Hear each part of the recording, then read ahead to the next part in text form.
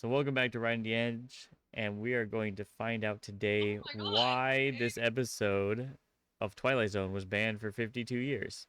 Because that seems kind of weird. But I'm gonna guess it's like an old thing where it's like, they said damn. That's my guess. What about you, Megan? They're probably gonna be like, "Oh, this girl had showed too much shoulder." All right, well, You're traveling to that's our another guess. dimension. A dimension not only of sight and sound, but of mind. Your next stop, the Twilight Zone. I still love the intro to the Twilight Zone, okay? It's so cheesy, but it's so good. Oh, just a question. Can I get my can I record it through Discord, my face or something? I don't know. Probably not. Because I'd have to Well, that like sucks. yeah. Well, I'll figure it out. We'll figure it out next time. We'll figure something out. Yeah, I got some alcohol, so With those I got some words, other Rod stuff. Serling began what is now Rod Serling's this dude's name. I just call him the Twilight Zone man. Dude, he looks like he'd be on a radio show host. Like, Honestly, literally. yeah. He looked like he just came out of the war. considered one of the most And wears a suit. iconic television series of Can all you turn this up a time. little bit? So iconic, in fact, Or Can turn it has been I? remade as a series 3 times on television I? and also Boom. made into a feature There motion you go. picture. Rod Serling was Oh yeah, I forgot they had the Twilight Zone movie. Good Is that a movie. Twilight Zone movie? Yeah. Okay, real fast. I want to talk about my favorite Twilight Zone episode, and it is the one where these guys are like stuck in what appears to be a crater, right? And they're trying to get out, and it's like impossible, right? So some people gave up. There's one dude and this other person, they don't give up. And they get to the top of this crater, and they look out on the outside, and the outside of where they were at was the real world, and when they dropped, they were toys. Oh my god. Yeah, it was such a mind fuck. That's like my favorite episode, pretty much ever. My second favorite one was this lady who got stuck in the store overnight, and these mannequins kept moving and trying to get her, and slowly trying to get her. And then what it turns out is that apparently one mannequin, like every week or something, or month, could go and live as a human. Yeah. And this mannequin fell in love and got married and stayed away for like years and years, so no other mannequins could pretend to be human. And they caught her and forced her to be a mannequin again. Oh shit. Yeah, dude, it was some wild stuff, man. Like My favorite episode. Oh, go ahead. No, go on. I was gonna say my favorite episode was the one where this guy was just trying to read, and his wife was harassing him. Oh, yeah. His boss was being a jerk, That's a and good so one. he literally went to the vault at his job to go do something like read or something like that. I don't know, but then like there's like a bomb that landed on the city. So he walks out. He's looking around. Everybody's gone. Like everybody's vaporized. Yeah, it's just him. So yeah, so it's just him, and then he comes to a realization that he can sit down and read his books. He got real excited, then he trips and he breaks his glasses. Rip. And that was the end of the episode. Yeah, rip. I can't believe, look at him smoking on TV. He thinks he's so cool. Yeah, was but born anyway, on let's December go. 25th, 1924. Encouraged by his parents, Rod would frequently put on plays in his family's basement for family and friends. When he was in high school, Rod began to I told you he was in the army. Look at them dog tags. Knew it. Knew it. Straight up though, he was actually kind of attractive, not gonna lie. Yeah, I mean, look at him. Yeah. write for the high school newspaper and had a reputation as a social activist. He was also interested in sports, but everyone said he was too small for the varsity football team. Listening to... So he was short. That's what they're saying. He's like, all right, shorty. Maybe this isn't for you. Yeah, he looked pretty short, not gonna lie. The radio was Serling's favorite hobby while Well, actually, look at him next to that. I'm going to assume average size female there. Dude, he's really short. He kind of... Yeah. Okay, I know who he kind of looks like in that picture. So she's like 5'3", 5'4", maybe. Oh well, 5'5". Yeah, maybe something like that. Yeah, he's pretty short. He's pretty short. Growing up, He looks kind of he like especially loved listening to. Hey, that's kind of insulting, dude. Look how shiny that microphone was, man. I mean, it's insulting, but I'm just gonna say it. He was actually kind of good looking too, so that's... Yeah, that's all I'm saying. You know what? I don't want to hear me out from the woman perspective, okay? It's always some creepy, like, werewolf serial killer, man. Horror shows while working at a whatever. It's so true, okay? That's why there's that monster section. You know what I'm talking about. Local Binghamton, New York radio station. Although he was accepted... What, he was part of the War of the Worlds thing? Oh, that's he was? cool. Well, let's back up and see what that said, because I was taking a drink of alcohol, so I was like... A local Binghamton, New York radio station. So he was in that... He did work for that radio station that did the War of the Worlds broadcast. That's crazy. Oh, that'd be awesome, dude. Yeah. Although he was accepted into college, Rod wanted to enlist in the service for the war effort after graduating high school in 1943. He was stationed in the Philippines to fight the Japanese, even though he had hoped to fight the Germans in Europe. This guy's like, damn it. I wanted to kill the Germans. His battle experiences while in the service influenced his writings and personal views for the rest of his life. I imagine they would. Serling was no stranger. The Japanese war front was no place... that was no walk in the park, that's for fucking sure. Yeah. To death, as he saw it on a daily basis while he was in the service, including... I feel like having a fear of death after seeing so much death, that's pretty normal, man. I'm not gonna lie, that's pretty normal.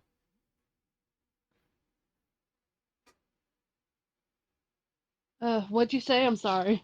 I had to go into my room. Oh, I said, I feel... So he had a fear of death, right? After his service, because he saw death all the time. I was like, that seems pretty normal. Yeah, that's normal. A freak... Yeah, I was like just waiting for you to answer, and you're like, I was like, something's happening. ...accident that killed another private he was stationed with at the time. Nice. A food crate had dropped from a plane and landed on the man's head, instantly Wait, what? Wait, go back. Hold on. Yeah, let's re-listen to that. What the fuck? ...with at the time. A food crate had dropped from a plane and landed on the man's head, instantly decapitating him. That's a tragedy. That's a goddamn tragedy. But at the same time, you're in the middle of World War II, and how do you die? Decapitation by food crate. Oh god, sorry, dude, what a way to go. It's kind of funny. It's not funny, but it's funny. It's funny, but not funny. Yeah. Decapitating him. Serling would later write many scripts using the unpredictability of death as a theme. I mean, that's fair. That's fair. During his time in the service, he was awarded the... Well, he's in the airborne. Goddamn. Oh. Yeah, that's actually impressive. Yeah, that's rather impressive. Purple Heart, the Bronze Star, and the Philippine Liberation Medal. Serling experienced nightmares and flashbacks for the rest of his life, as well as these traumatic events having an... So PTSD before they had a name for it. It's wild. Oh, yeah.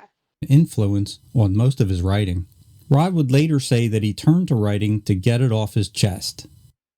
Rod began working at a rehab hospital after being discharged from the service in 1946. He'd been wounded in the knee while in combat in the Philippines, and it was an injury... Bro, he looks like he's going to go hang out with Frank Sinatra later.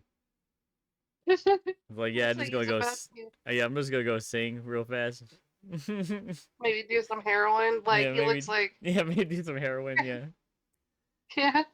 ...that would plague him for the rest of his life. When he finally entered college after the discharge, he quickly became interested in theater and broadcasting. Rod wrote, directed, and acted in radio programs at school, while he was earning his Bachelor of Arts degree in literature. It's so crazy that they would just wear that all the time. Look at that That is typical weird. college dude behind him. Just looking the opposite way. They just look just nice. Bro, this is such a iconic photo, I feel like. Like there's so much going on right here. Oh yeah. There's some sexism going on. Some one of those things going on. He met Carol Kramer, the woman that would later become his wife. Serling was also a daredevil of sorts, and he worked part-time while in college testing parachutes for the U.S. Army Air Force. He earned $50 for each jump. And man, dude, I would do that now. Yeah, I was gonna say, why don't these jobs still exist? $50 per job. Once was paid $500 for a particularly hazardous test jump. He also was paid $1,000 when he tested a jet ejection seat that the previous 3 testers had been killed on while testing. But he's afraid of death. Doesn't fucking look like it, does it? Dude, what a badass. The 3 previous people died and he's like, I'll do it. I couldn't do that job, but I could definitely test out parachutes. Oh, I'd do that. I'd do that for sure. That's cool as fuck looking. In 1957, Ron wrote a teleplay which he intended to be the pilot episode of his new television series which he called The Twilight Zone.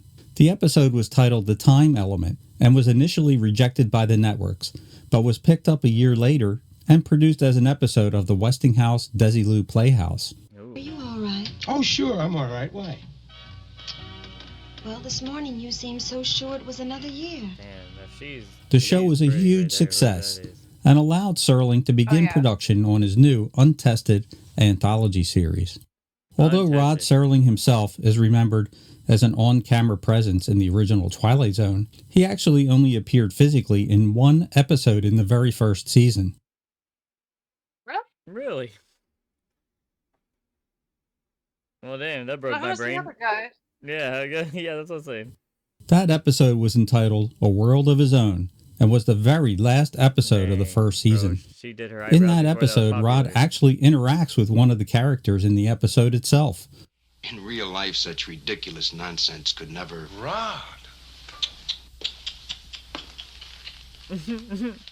Up until that point, he was present only as a voiceover until the end of the episodes where he would do a preview of the next week's episode. Yeah, I remember that. There are many memorable episodes in that. Hey, that's that show. That's the episode you liked.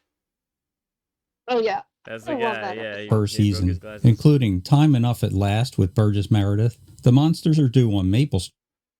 I like this one, too. I forgot about this one, but that's a good one, too. Third from the Sun, and The Hitchhiker. Rod himself wrote 19 of the first season's 36 episodes and did the teleplays for another 10 episodes of that incredible season, winning himself his 4th Emmy. This guy's way more talented than I expected he would. Dude, oh my god, bro, you a short king. He is short. Holy shit. Sorry for my coffee. Nah, maybe that guy's like 7 foot tall and we're wrong. You know what? We could be wrong.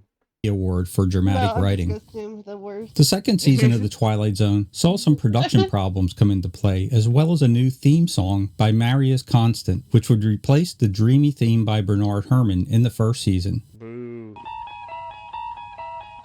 I love that though. I still love it. I love it. You're traveling to another dimension. This is the theme song that everyone is now familiar Travel to another dimension. with, which contains the unforgettable guitar and bongo theme. Also, a new network executive took over at ABC at that time, and he decided that the shows were running over budget. This new exec, a man named James Aubrey, ordered 7 fewer episodes to be produced and 6 episodes to be shot on videotape to cut. Clearly, this guy was the most wrong he's ever been wrong. Yeah. Fuck you, sir. We could have had 7 more episodes per season. Costs. 2 other episodes which were filmed in the second season, The Grave and Nothing in the Dark, were also held over for the third season. Creepy. In the end, the savings only amounted to an average of $6,000 per episode, which was less than the cost of a single episode. Yeah. I gotta say that mask, those masks that they're wearing, that would look really good. Yeah, well, these mask girls are kind of creepy, bro. That gives me that uncanny valley for sure. They're creepy, but I think they're done really well. I mean, I agree, but they're still creepy. Serling again Yeah. penned 19 of the second season's 29 episodes. Dude, 19. Now, an episode entitled The Encounter, which is the 151st episode of The Twilight Zone, is from a story by Rod Serling and a teleplay by an American screenwriter and novelist by the name of Martin M. Goldsmith. Oh, wow. I'm trying to remember what the Encounter episode was about, but I can't remember right now. It was directed by Robert Butler, who also directed episodes of Batman, Star Trek, and The Fugitive, as well as many other programs of the time. Damn, dude, he was a big guy. Yeah. The episode was originally broadcast on May the... Bro just takes out a samurai sword. Wait, where was he in other films like this guy? No, that's just the guy that directed the other ones. He was in he like directed like Star Trek episodes and The Fugitive and a few other like popular shows. First 1964, but due to its racial nature was banned from the television syndication market until January 1st of 2016. Holy crap, it was unbanned in 2016. So they thought the racial tension was too high. Oh. Because it was based around, I'm guessing, like an American soldier and a Japanese soldier, by the looks of it. Yeah. When it was finally shown as part of a Twilight Zone marathon on the Sci-Fi Network. Oh, in the episode, George Takei, who is known as Mr. Sulu of Star Trek. Wow, that's George Takei? Holy shit. I knew it looked familiar. I was like, who is this guy? Fame, plays a Japanese American named Takamori, who is spoken to in a racially offensive way by a World War II veteran named Fenton. It was because of this and its racial overtones that the episode was banned from syndication for 52 years. Jesus. The story centers around a samurai sword that Fenton used to kill a Japanese soldier 20 years previously in World War II. The sword itself has a strange effect on Takamori and seems to have him under its spell. Oh, so it's like a possession thing. Oh, that's neat. I like how he spent this whole video learning about the history of the Twilight Zone, only to have what the episode's about at the last 2 minutes. I mean, that's okay. Yeah. After a scuffle, Fenton, while attempting to retrieve the sword, instead falls on it and dies. Takamori then takes the sword and leaps out of the window to his death. Not one of the more uplifting of Twilight Zone stories. The Twilight Zone was on the air. They made him yell bonsai and jump out a window. That's not racist at all, not even a little bit. Not even 1/10 racist. That's funny. Maybe 1/20th racist, but that's crazy. For 5. That's so crazy, actually. 5 seasons from 1959 to 1964 and won many awards, but never had more than modest ratings. So when it was canceled for the third time after 5 years and 156 episodes, Serling, who had grown tired of the series, decided not to appeal this latest network decision. He then sold the rights for the show to CBS, partly because the show frequently did go over budget and he didn't think he could recoup the production costs. Thus ended the original 5-year run of... I think that's crazy, considering what a cult classic this is today and how many people I know that love this show. It's weird to think that they couldn't make the money back. Yeah, that is weird. Yeah, but I mean, I guess it was a different time then, too, when the show was, like, originally airing. But to me, it's wild. Arguably the best television anthology series ever made. In Rod Serling's own words, every man is put on earth condemned to die, time and method of execution unknown. And thus it was with his baby, Man, that was good. I didn't expect to learn so much from the episode. I just thought we were going to see some, like, terrible... I mean, we did see some terrible footage, but that's all I expected, really. And I kind of thought it would be like an AI video type of thing.